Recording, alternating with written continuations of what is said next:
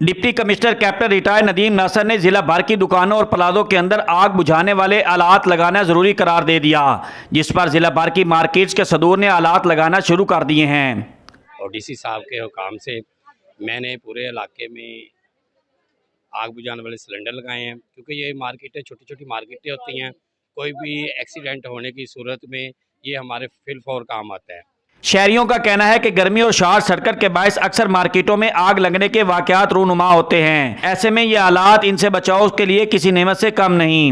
ये हम शॉपिंग करने के लिए है। मैंने देखा है कि जगह जगह सिलेंडर लगे हुए हैं। ये यानी कि गवर्नमेंट का बड़ा अच्छा ही इक़दाम है। जिस तरह गर्मी की शिद्दत होती है तो इसमें शॉर्ट सर्किट का ज़्यादा मसला होता है। हर मार्केट में होना चाहिए, हर जगह होना चाहिए।